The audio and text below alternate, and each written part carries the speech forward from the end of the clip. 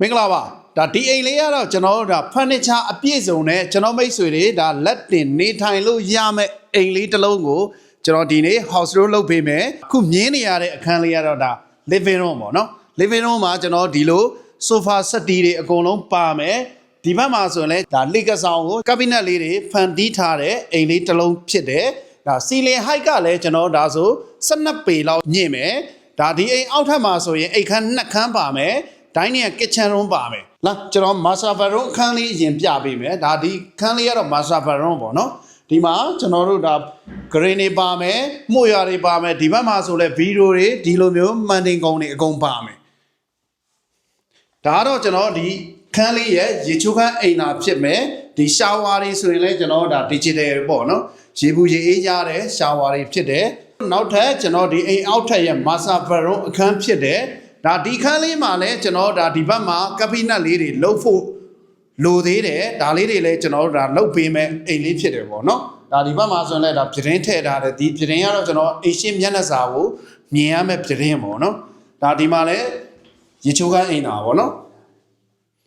ဟုတ်ကဲ့ဒါနောက်ထပ်ကျွန်တော် dining kitchen ကိုခေါ်သွားမယ်ဒီနေရာလေးမှာကျွန်တော်တို့ဒါတကားလေးလှုပ်ဖို့ကြံသေးရပါတော့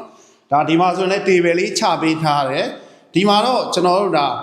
kitchen ကုန်းပေါ့နော် kitchen ကုန်းမှာကျွန်တော်ဒီလို cabinet တွေအကုန်လုံးထည့်ပေးထားပြီးသားဖြစ်တယ်ဒါ dining kitchen room လေးကလည်းတော်တော်လေးကျယ်ပေါ့နော်နောက်ထပ်ဒါအိမ်နောက်ဖေးတကားပေါ့နော်ဒီမှာဘာတွေရှိလဲဆိုရင်ကျွန်တော်ဒီမဲ့ဒါဘုံရီချိုးခန်းအိမ်သာရှိမယ်နောက်ထပ်ကျွန်တော်ဒါဒီပတ်ချမ်းမှာဆိုရင်တော့အဝတ်စားလမ်းပါညာအတွက်ကျွန်တော်ဒါမြေဖို့စပေလေးကျန်မယ်ဒီတအိမ်လုံးရဲ့ကျွန်တော်တို့ဒါ3ရေပေါ့နော်ဒါရေစင်ကတော့ကျွန်တော်ဒီအိမ်နောက်ဖေးမှာတန်ဖရိန်နဲ့လုပ်ပေးထားတယ်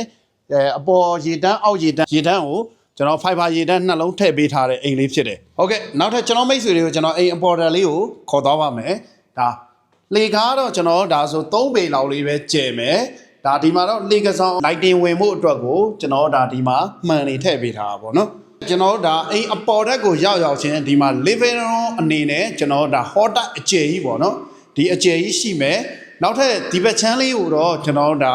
ဖျားခန်း area လေးပြုလုပ်ပေးထားတဲ့ area လေးဖြစ်တယ်ဒီနေရာမှာဖျားပလင်လေးချပြီးတော့ဖျားခန်းပြုလုပ်လို့ရတဲ့အနေအထားလေးရှိတယ်အိမ်အပေါ်တက်ကတော့ကျွန်တော်ဒါဆို height ကကျွန်တော်တို့ဒါ6ပေလောက်လေးပဲရှိမယ်ကျွန်တော်ဒီအိမ်အပေါ်တက်မှာဆိုရင်တော့အိမ်ခန်း2ခန်းပါမယ်ဒါလေးကတော့ကျွန်တော်ဒါ single bedroom လေးဖြစ်တယ်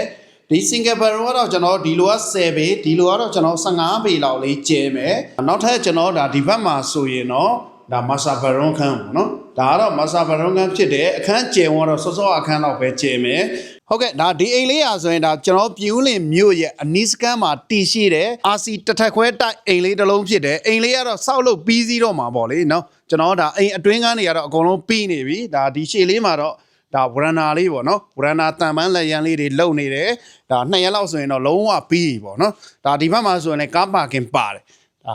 ကားတစ်စီးကတော့ကောင်းကောင်းထိုးလို့ရတယ်ပါကင်ထဲမှာဆိုရင်ဒါဒီရှေ့မှာဆိုရင်လည်းကျွန်တော်ဒါကား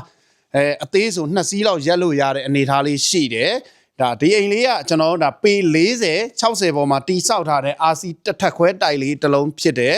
ဒါပြင်းလင်းမျိုးရဲ့အနီးစကန်မှာအောင်ဒုက္ခလမ်းတွေတစ်ထဲမှာတီရှိပြီးတော့ဒါလာရှိုလမ်းမကြီးနဲ့ဆိုကြောကက်လမ်းလို့လည်းပြောလို့ရတယ်ဒါလမ်းပေါ်မှာတည်ရှိတဲ့အိမ်လေးတစ်လုံးဖြစ်တယ်မာစတာဘရုံကလည်း2ခန်း single ဘရုံ2ခန်းနဲ့ဖွဲ့စည်းတည်ဆောက်ထားပြီးတော့ရောင်းချမဲ့ဈေးနှုန်းကလည်း7,8300ကိုကျွန်တော်တို့ရောင်းချပေးနေတဲ့ထုံးစံတိုင်းပဲပိုင်ရှင်နဲ့ဓာတ်ရိုက်ညှိနှိုင်းရောင်းချပေးမှာဖြစ်လို့ကျွန်တော်မိတ်ဆွေတွေစိတ်ဝင်စားတယ်ဆိုရင်တော့ဒါကျွန်တော်ရဲ့ဖုန်းနံပါတ်39 9865 986448ကိုအမြန်ဆုံးဆက်သွယ်လို့ရပါတယ်ခင်ဗျာဟုတ်ကဲ့အားလုံးကိုကျေးဇူးတင်ပါတယ်ခင်ဗျာ